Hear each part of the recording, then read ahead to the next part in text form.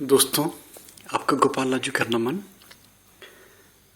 अगर किसी रोग के कारण, किसी अस्वस्थता के कारण, किसी मानसिक तनाव के कारण, किसी और शारीरिक हो या मानसिक हो, कैसा भी रोग हो, अगर मान लीजिए कोई रोगी त्रस्त है और इतना परेशान हो गया कि बस जीवन होता ना कि जैसे लगता है कि जीवन कुछ भी नहीं है रोग के सिवा।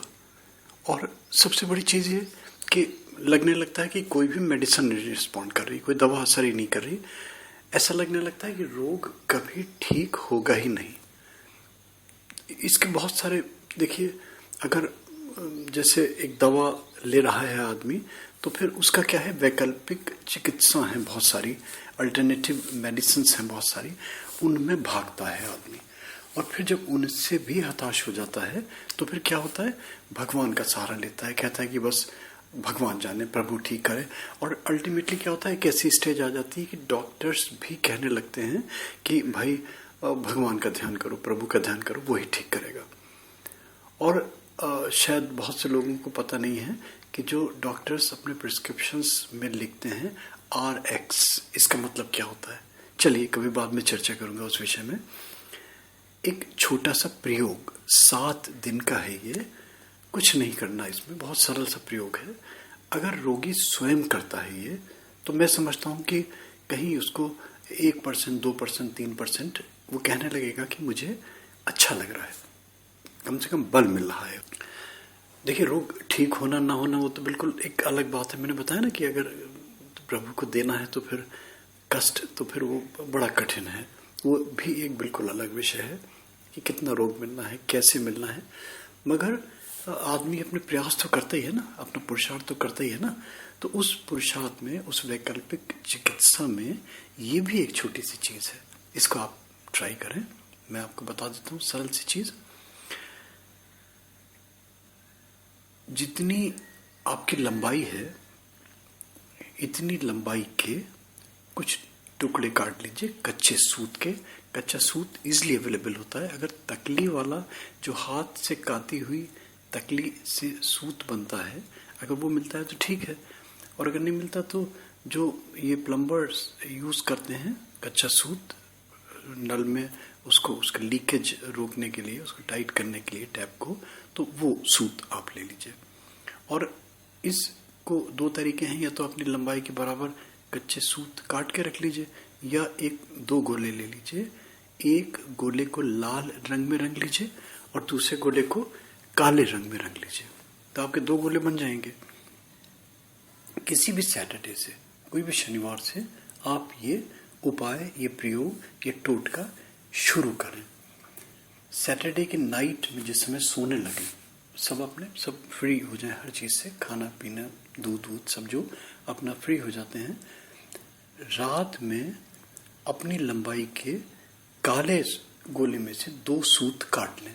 जितनी लेंथ है, एक सूत 2 हों आपकी लेंथ के, और सोने से पूर्व काले सूत वो दोनों अपने पैर के अंगूठों में, एक लेफ्ट में एक राइट में, लपेट लें अच्छी तरीके से। और वो इस तरह लपेटें कि बहुत टाइट ना हो जाए। अगर वो ज़्यादा टाइट होंगे तो क्या होगा, वो अनईजी लगेगा आपको, खून का दौरा रुक जाएगा। तो इतना टाइट ना हो और इतना ढीला भी ना हो वो कि वो खुल के गिर जाए रात में। तो ये दोनों पैर में लपेट लीजिए और लपेट के सो जाइए आप। मॉर्निंग में जिस समय उठते हैं तो सबसे पहले निशब्द उठिए और इन सूत को जो है इनको धीरे से खोलिए।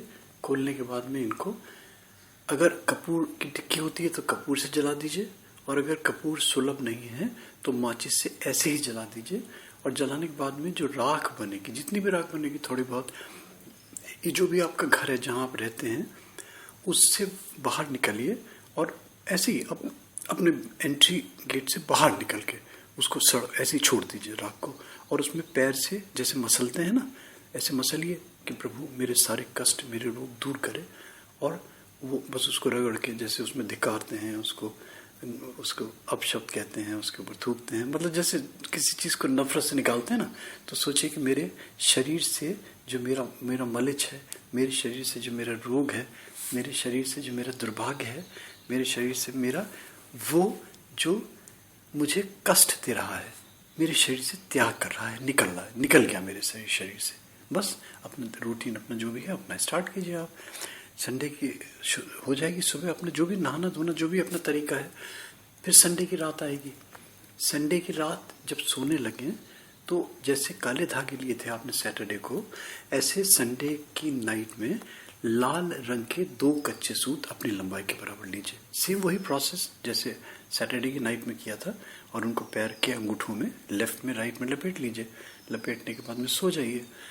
मंडे आएगा, मंडे मॉर्निंग में फिर जैसे उठते हैं, बस इतना है कि उस दिन उठें तो बस प्रभु का ध्यान करें और निशब्द उठें। इन दोनों धागों को खोलें धीरे से और जला दें।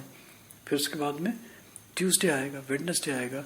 इसी क्रम में सैटरडे से काले रंग के धागे से शुरू करना है, और जो मंडे ट्यूसडे उसको क्रमशः लाल काला अल्टरनेटिव धागे लेके रंग के और लपेटें, और मॉर्निंग में उनको जलाएं और बाहर फेंक दें। वही सेम प्रोसेस। उसको सोचें कि मेरे शरीर से मेरा अनमना, मेरे शरीर से वो जो मुझे कष्ट दे रहा है वो जा रहा है, मेरे शरीर से पीछा छोड़ रहा है। फ्राइडे की नाइट में काले रंग के धागे का नंबर आएगा, काले रंग का जलाइए। सैटरडे मॉर्निंग में जब उठेंगे तो काले रंग के धागे को खोलेंगे, उसको जलाएंगे। जलाने के बाद में उसकी ऐश जमा होगी। उस ऐश को पहले दिनों की तरह फेंकना नहीं है। इस ऐश को क्या करें, एक खोपड़ा गोला ले लें, सूखा गोला जिसको बोलते हैं ड्राई कोकोनट, ये गोलागिरी जिसको बोलते हैं, जो भी आप बोलते हैं शब्द इसको ऊपर से काट लें थोड़ा सा, जिसमें कि एक उंगली चली जाए।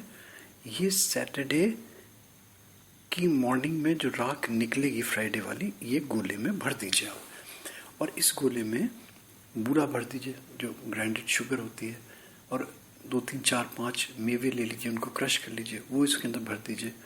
और इस गोले को सैटरडे को ही, ध्यान रखिए पॉसिबल है हो तो अर्लीस्ट पॉसिबल मॉर्निंग में कर दें सारा क्रम, और अगर संभव नहीं है तो फिर तैयार हो जाए नहा धो के अपने जो भी आपका अब डेली रूटीन है, और बाहर जाएं और प्रयास करें कि कोई पीपल का पेड़ मिल जाए, कोई बरगद का पेड़ मिल जाए, कोई सांप की बांबी मिल जाए, और अगर इनमें से तीनों में से कुछ नहीं मिलता तो कोई भी सघन वृक्ष जो बहुत घना वृक्ष हो, उसकी जड़ में ये गोला दबा दीजिए। दबाने के बाद में इसके ऊपर पत्थर रख दीजिए और थोड़ा सा छेद खुला रहे, ऊपर से जहाँ दबाया वहाँ थोड़ी सी चीनी या बुरादा भी छिड़क दीजिए, और ये देखिए कि वो अच्छी तरह दब जाए, कोई इसको जानवर खोद के ना निकाल ले। उद्देश्य है कि इस बूरे में, इस चीनी में, इस गोले में चींटी लग जाए। तो ये चींटी लग जाती है, चींटी अट्रैक्ट हो जाती है मीठे की तरह। आपका जो गोला है इसमें आप सोचिए कि आपने 2 4 5 6 महीने के लिए ये चींटियों के लिए भोजन एकत्रित कर दिया आपने। ये आपका उपाय या आपका टोटा स्वास्थ्य लाभ के लिए बहुत ही अच्छा सिद्ध होगा। बस यह है कि उसको देखने मत जाइए। अगर उसमें गोले में चींटी लग गई तो समझिए आपका प्रयोग सफल हो गया। बस इतना सा। थैंक यू दोस्त, thank you, thanks for hearing Gopala ji. और मेरे भाइयों, मेरे दोस्तों, मैं बार बार रिक्वेस्ट करता हूँ कि अगर मान लीजिए ये आपको अच्छे लगते हैं, मेरे उपाय, मेरे टोटके, मेरे प्रयोग और मेरा प्रेजेंटेशन, तो प्लीज़ इनको वायरल करें और यूट्यूब में सब्सक्राइब करें, ताकि मैक्सिमम लोगों को अच्छे से अच्छी चीज़ें मिल सकें, सरल से सरल चीज़ें मिल सकें। और इसमें कहीं भी हमें ये नहीं शो करना कि हम किसी को कमर्शियली एक्सप्लॉइट कर रहे हैं, किसी को मानसिक आघात पहुंचा रहे हैं, किसी को हम मेंटल टेंशन दे रहे हैं। हमारा क्या काम है, हम तो लोगों को स्ट्रेस फ्री कर रहे हैं, लोगों को अवेयरनेस दे रहे हैं कि ये सब चीज़ें क्या होती हैं, मैटर पदार्थ तंत्र क्या होता है। और मेरा प्रयास है कि मैं बौद्धिक चीज़ें ही लोगों को दूं, धीरे धीरे धीरे धीरे। मैं देखता हूँ कि इसका रिस्पॉन्स क्या आ रहा है। Thank you.